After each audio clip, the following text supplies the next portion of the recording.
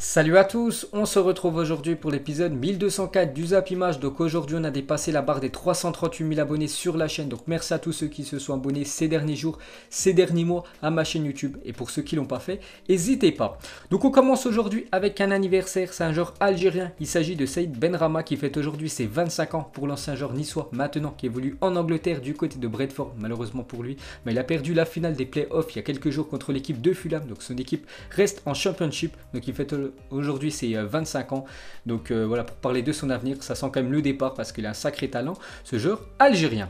Ensuite les gars, on va parler des matchs de la soirée d'hier. On commence tout d'abord avec l'équipe de Manchester United contre l'équipe de Copenhague. Donc j'ai regardé le match, enfin en deuxième mi-temps, parce que je suis rentré de l'entraînement de foot, une petite parenthèse, bref. Donc Manchester United a galéré, mais vraiment a dominé largement cette équipe de Copenhague, hein. Je crois Manchester United en tout, ça fait plus de 26 tirs, une quinzaine de tirs cadrés. Malheureusement, seulement un seul but, donc c'est Fernandez, comme d'habitude, le milieu portugais, qui a marqué un but sur penalty. Donc Manchester United arrache sa qualif dans les prolongations, et c'est une qualif quand même amplement méritée pour cette équipe de United, hein, qui a largement dominé cette équipe du Danemark.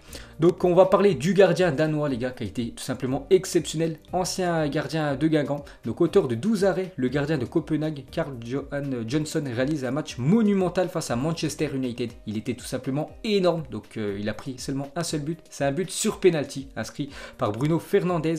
Donc il a tout arrêté hier, il était tout le temps très bien placé sur sa ligne, incroyable le match de ce gardien hier soir. Ensuite les gars, on revient sur le milieu portugais Bruno Fernandes, cette saison en Europa League, donc encore buteur hier. Donc en tout c'est 7 buts et 4 passes décisives, impliqué dans 11 buts en 9 matchs. Hein. Bruno Fernandes, on cumule les stats qu'il a eu avec son ancienne équipe du Sporting et son équipe de Manchester United. Donc une sacrée saison en Coupe d'Europe pour lui. On continue les gars avec Manchester United et Bruno Fernandes a converti le 21e penalty de la saison de Manchester United. Déjà le 21e penalty obtenu par cette équipe de Manchester United depuis le début de la saison, toute compétition confondue. C'est la seule équipe à avoir obtenu le plus de penalty cette saison. On va parler cette fois-ci de Anthony Martial, c'est lui qui a permis à cette équipe de Manchester de gagner le match, hein, parce que c'est lui qui a obtenu la faute sur le penalty. Il a fait un très gros match hier, Anthony Martial, qui driblait de temps en temps 3-4 joueurs. Donc on a eu droit à un très grand Anthony Martial hier, hein. C'est vrai qu'il a été très bon, le français, et depuis la reprise des matchs, hein, il est très bon. L'attaquant français qu'on verra certainement peut-être à l'Euro 2021. Si il continue comme ça, et Solskjaer a dit Anthony a fait de grands progrès cette saison dans plusieurs aspects de son jeu. Bien sûr, j'aime le fait qu'il marque des buts simples, car on sait qu'il peut marquer des buts de classe mondiale, ce qu'il a déjà fait. Donc on peut voir que son entraîneur est très content de ses prestations très récemment. Ensuite, cette fois-ci, on va parler de l'autre match en Europa League, l'Inter Milan contre Leverkusen, et victoire de l'Inter. Donc j'ai pas regardé le match, hein. Donc voilà, l'Inter s'est imposé 2-1 contre le Bayer Leverkusen. Donc l'Inter s'impose dans ce quart de finale d'Europa League face à Leverkusen. Donc félicitations à eux. On peut voir les buteurs, donc comme d'habitude, hein, Lukaku a été buteur, Barella aussi qui a fait un gros match hier, le milieu italien, et Havertz qui va certainement quitter le club et rejoindre Chelsea dans les futurs jours. Donc on revient sur l'attaquant belge Romelu Lukaku, a marqué pour son 9e match consécutif en Europa League, et c'est la première fois, voilà, que ça arrive, une première fois dans l'histoire de la compétition qu'un joueur marque 9 fois d'affilée en Coupe d'Europe, enfin surtout en Europa League. Donc félicitations à Lukaku, et ses stats cette saison, c'est quand même 49 matchs, 31 buts et 5 passes décisives. Lui qui a quitté l'Angleterre pour rejoindre l'Italie, c'est quand même une saison parfaite qu'il nous réalise cette année. Ensuite les gars, du coup on continue avec cette Europa League, donc qualif de l'Inter et qualif de Manchester United. J'avais fait une petite vidéo prono dimanche soir, hein. J'avais dit que je voyais déjà ces deux clubs là se qualifier, donc pour l'instant c'est parfait. Donc il manque plus que 2 quarts de finale les gars, ça sera ce soir Wolverhampton contre l'équipe de Séville et le Shakhtar contre l'équipe de Bâle. Donc en demi-finale il pourra avoir un beau Manchester United contre l'équipe de Séville et un Shakhtar contre l'équipe de l'Inter, bien sûr si les favoris s'imposent ce soir. Ensuite on va parler d'une très bonne nouvelle pour l'équipe de Rennes. Pour rappel, Rennes sera directement qualifié en phase de poule de Ligue des Champions si une de ces équipes remporte l'Europa League. Donc pour l'instant il reste encore 6 équipes qui sont qualifiées en Europa League, donc Manchester, Inter, Séville, Shakhtar, Bâle et Wolverhampton. Donc si United, l'Inter, Séville ou le Shakhtar remporte cette Europa League, donc Rennes sera directement qualifié en phase de poule de la Ligue des Champions pour la prochaine saison. Ça c'est une très bonne nouvelle, ils n'auront pas besoin de passer les barrages. Ensuite les gars, on va parler de la Ligue des Champions. la compétition Rennes qui reprend bien évidemment demain. Donc il y a quelques jours, j'avais dit les 4 joueurs qui étaient nommés pour être meilleurs joueurs de la semaine en 8e de finale. Donc on a le choix entre Lewandowski, Ronaldo, Messi et Walker. Et du coup c'est Robert Lewandowski, hein, c'est plutôt logique, c'était mon favori, c'est lui qui a remporté ce trophée. Bon après il a quand même mis 2 buts, il fait 2 passes D contre l'équipe de Chelsea. Donc félicitations aux Polonais. Et pour le plus beau but de la semaine, sans surprise bien évidemment, c'est Cristiano Ronaldo avec sa magnifique frappe lointaine contre l'équipe de Lyon. Ensuite les gars, quelques infos sur le Paris Saint-Germain qui joue quand même demain à 21 h, ce match très important, ce match contre l'Atalanta Bergame. Donc quelques photos des joueurs du PSG du côté de Faro, donc leur camp d'entraînement au Portugal. Donc on peut voir que c'est la joie et la bonne humeur pour l'instant. On verra bien évidemment ce que ça va donner demain. On peut voir aussi Thomas Tuchel les gars en béquille, hein. N'oubliez pas qu'il s'est blessé à la cheville lors d'une séance de sport. L'entraîneur allemand. On va parler les gars, enfin on revient plutôt sur Kylian Mbappé a effectué toute la séance hier normalement, donc ça c'est quand même une bonne nouvelle. Toutefois selon RMC Sport, l'international français ne devrait pas être titulaire face à l'Atalanta Bergame. Bien sûr le PSG ne va prendre aucun risque avec Kylian Mbappé, il sera certainement remplaçant demain. Tout dépend voilà, comment va se passer le match. Bien sûr, si le PSG galère, il pourrait rentrer en deuxième mi-temps. Donc demain, voilà, c'est quasiment sûr à 100% qu'il sera remplaçant Mbappé. Donc le PSG ne prendra aucun risque avec Mbappé. S'il y a le moindre risque de rechute, le Parisien sera ménagé face à l'Atalanta Bergame. Donc il pourrait être quasiment même forfait, bien sûr, si ça se passe mal aujourd'hui à l'entraînement. Ensuite, côté Atalanta Bergame, donc bien sûr, cette équipe italienne se réjouit voilà, de l'absence de Kylian Mbappé. Donc pas de Mbappé. L'Atalanta s'en réjouit. Donc Gasperini, donc l'entraîneur de l'Atalanta, il a dit quand j'ai su qu'il était blessé, j'ai tout de suite dit que j'étais désolé qu'il soit blessé. Et c'est vrai, explique le technicien italien dans les colonnes de l'équipe. Mais j'espère qu'il ne sera pas sur le terrain. Je ne vais pas faire l'hypocrite. Je suis navré parce que quand un joueur se fait mal, c'est quelque chose qui me désole. Mais pour nous, c'est évident que ce sera mieux. Bien sûr sans Kylian Mbappé, parce qu'on sait que c'est une force, bien sûr Kylian Mbappé pour cette équipe du Paris Saint-Germain. Donc l'Atalanta Bergame est quand même content que Mbappé soit quasiment forfait pour demain. Ensuite, pour continuer avec le Paris Saint-Germain, donc le PSG a travaillé un 4-4-2 aujourd'hui à l'entraînement, annonce RMC Sport. Donc ça devrait être ça normalement, j'ai bien dit normalement. L'équipe type pour demain, donc Keylor Navas au but, donc Kehrer à droite, Thiago Silva, Kimpembe en défense centrale, Bernat devrait commencer sur le côté gauche, pourtant il revient de blessure. Le défenseur espagnol, donc Marquinhos en numéro 6, Paredes et Idrissa Gueye juste devant Marquinhos, Neymar en 10 et Sarabia et Icardi en attaque. Donc ça devrait être ça normalement. La compo probable du PSG, parce que Thomas Tuchel m'a fait un petit entraînement avec cette compo là. Donc bien sûr Marco Verratti, Kylian Mbappé et Angel Di Maria, lui qui est suspendu, ne sont pas là. Ensuite les gars, on va parler de l'arbitre de la rencontre, hein. Vous savez qu'un arbitre c'est très important et ça sera l'anglais Anthony Taylor qui arbitrera la rencontre du Paris Saint-Germain face à l'Atalanta Bergame demain, en espérant qu'il soit à la hauteur, cet arbitre britannique. Ensuite on peut voir que dans le journal L'équipe hier, il y a eu un sondage de qui allait remporter cette saison la Ligue des Champions. Donc il y a eu plus de 100 000 votants quand même, pour vous dire que beaucoup de personnes ont répondu présent dans ce sondage. Donc plus de la moitié d'entre vous font du Bayern Munich, 55% des votes leur favori pour le Final 8 de la Ligue des Champions devant le Paris Saint-Germain, 21%. Donc voilà, le PSG arrive en deuxième position, 21%. On peut voir déjà que les 4 qualifiés les gars, ça serait le Bayern bien sûr. Donc seulement 15% des votants sur 100 000 personnes voient l'équipe du Barça éliminer l'équipe du Bayern. 78% des votants voient le PSG éliminer demain l'équipe de Bergame. 76% des votants voient l'Atlético Madrid éliminer l'équipe de Leipzig jeudi. Et City, il y a 74% des votants qui voient l'équipe anglaise éliminer l'équipe de Lyon samedi soir. Donc du coup, on peut voir que le PSG seulement 21%. Donc l'équipe du Bayern 55%. Voilà, pour gagner cette Ligue des Champions. City 5%, Lyon aussi 5% et le FC Barcelone seulement 4% des votants. Voilà l'équipe du FC Barcelone gagner cette compétition. Ensuite, une déclaration de Matthäus, ancienne légende de la Mannschaft. Il a dit: je vois une finale entre le Bayern et le Paris Saint-Germain.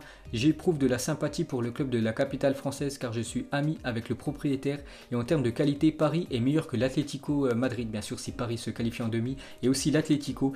Il voit tout simplement le Paris Saint-Germain accéder en finale de Ligue des Champions et jouer contre l'équipe du Bayern. Ensuite, regardez la une aujourd'hui, le journal L'équipe, c'est marqué les conquérants. Donc bien sûr ce Final 8 qui commence demain de la Ligue des Champions avec bien sûr toutes les équipes engagées. On peut voir en Espagne la une journal Mundo Deportivo, c'est marqué Ter Stegen, Neuer, duel morbide. Donc bien sûr 2 gardiens allemands.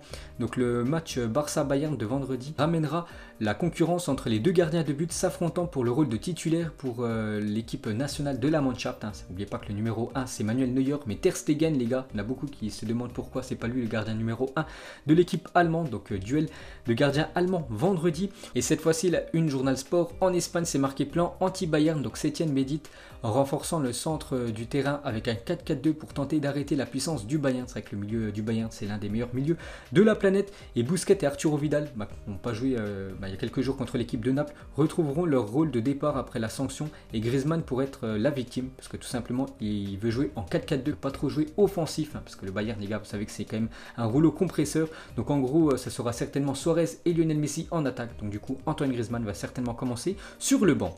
Ensuite on va parler de l'Espagne qui annonce l'organisation d'un match amical contre le Portugal le 7 octobre prochain à Lisbonne. Impossible de ne pas penser à la confrontation du mondial 2018 3-partout avec notamment le triplé de Cristiano Ronaldo. Donc il y aura un match amical le 7 octobre prochain à Lisbonne, le Portugal contre l'équipe espagnole. Ensuite on va parler de Cristiano Ronaldo. Donc pendant ce temps là Cristiano Ronaldo digère tranquillement l'élimination Ligue des Champions face à Lyon. Donc actuellement vacances pour Cristiano Ronaldo avant de reprendre l'entraînement d'ici 15 jours pour préparer cette future saison. Donc à 35 ans, Cristiano Ronaldo a toujours un corps parfait. Donc il a posté ça hier sur son Instagram, à 35 ans. Regardez comment il est tracé quand même. CR7. On continue avec lui et une info officielle. Cristiano Ronaldo a été le joueur de la saison par les supporters de la Juventus. Donc encore un trophée pour Cristiano Ronaldo qui remporte le trophée du meilleur joueur de la saison par les supporters de la Juve. On va parler d'un coéquipier de Cristiano Ronaldo qui va quitter le club très prochainement les gars, c'est un Français en plus, c'est Blaise Matuidi et pas dans les plans de Pirlo. Matuidi devrait quitter la Juventus cet été, aurait même un accord avec l'Inter Miami, la franchise de David Beckham, son ancien coéquipier du Paris Saint-Germain. Pirlo souhaiterait le remplacer par Tonali ou Jorginho, le milieu italien de l'équipe de Chelsea tout simplement. Donc pour revenir sur Matuidi, donc il passera aujourd'hui sa visite médicale à Paris avant de signer à l'Inter Miami, l'équipe de David Beckham. Donc il n'y aura aucune indemnité de transfert pour Matuidi à l'Inter, donc il va rejoindre cette équipe aux États-Unis gratuitement. Et on peut voir que Deschamps n'écarte pas Blaise Matuidi de l'équipe de France malgré le départ de ce dernier en MLS. Le milieu de terrain a téléphoné au sélectionneur avant de prendre sa décision, parce que Matuidi les gars, donc voilà, maintenant il va jouer dans un championnat on peut dire mineur par rapport à la Serie A qui était quand même l'un des plus gros championnats de la planète. Donc il a quand même appelé Didier Deschamps si ça n'allait pas affecter sa présence en équipe de France dans le futur, parce que lui vraiment compte jouer l'Euro 2021 avec les Bleus. Ensuite cette fois-ci déclaration de Andrea Pirlo sur le style de jeu qu'il souhaite mettre en place pour la prochaine saison. Donc l'entraîneur italien il a dit ça dépend des joueurs, mais un 4-3-3 tous devant et on y va, grande possession de balle, le ballon doit tourner même derrière le banc. Donc il a dit ça en live Instagram hier, on devrait avoir du spectacle cette année avec la Juventus. Donc il dit qu'il va avoir beaucoup de possession de balle et surtout jouer tout le temps de l'avant. Donc l'année prochaine les gars ça va pas être du tout le même Juventus que sous l'ère Sarri. Ensuite les gars on va parler de Mathys de Ligt, a annoncé qu'il allait se faire opérer de l'épaule. N'oubliez pas que tous les derniers matchs les gars, même le match contre Lyon, donc il a joué avec un bandage à l'épaule. Donc du coup il se fait opérer avant de reprendre la prochaine saison. Ensuite les gars on va parler du futur FIFA, donc FIFA 21 qui va sortir normalement début octobre, et Samuel Eto'o dans FUT 21 en tant que joueur icône, donc en tant que légende. Donc une petite info sur Eto'o qui rentre dans le jeu FIFA en tant que légende. La même chose pour l'ancien Barcelonais Xavi, et aussi la même chose pour le gardien Petr Cech, ancien gardien de Chelsea. Donc en gros il y aura 11 nouveaux joueurs qui rejoignent la liste des légendes de FUT 21. Donc Cantona, donc un joueur français, Puskas, Ashley Cole, Schweinsteiger, Petr Cech, Zucker, Eto'o, Vidic, Fernando Torres, Xavi et Philippe Lam rentrent en tant qu'icône la saison prochaine dans le futur FIFA. Donc on peut voir sinon tous les autres icônes, donc en tout je crois il y en a plus de 100 des joueurs légendes dans le futur FUT 21. Ensuite on va parler de quelques infos transferts. On commence avec Kubo, le jeune japonais, c'est officiel, est prêté par le Real Madrid à Villarreal sans option d'achat. Donc Kubo est prêté à Villarreal 1 an, le prêt ne comporte pas d'option d'achat, donc il pourra jouer l'Europa League parce que Villarreal a terminé 5e du championnat espagnol, donc il pourra découvrir l'Europe, le jeune Kubo. Ensuite les gars on va parler de Liverpool qui enregistre la signature de Kostas Tsimikas, donc un joueur de l'Olympiakos contre 13 millions d'euros, et c'est officiel. Donc lui en fait c'est un défenseur gauche, donc tout simplement il vient dans cette équipe de Liverpool pour être la doublure de Robertson. Ensuite des nouvelles de Djibril Cissé qui est proche de signer au Puteolana 1902, promu en D4 italienne selon Sport Campagna. Donc une petite info sur l'ancien joueur de Liverpool, ancien joueur de Marseille, ancien joueur de Auxerre, donc il devrait signer en 4ème division italienne. Ensuite des nouvelles de Mesut Özil, donc Arsenal serait prêt à verser une compensation financière à Mesut Özil afin qu'il quitte le club cet été, parce que c'est un gouffre financier quand même le milieu allemand pour cette équipe des Gunners.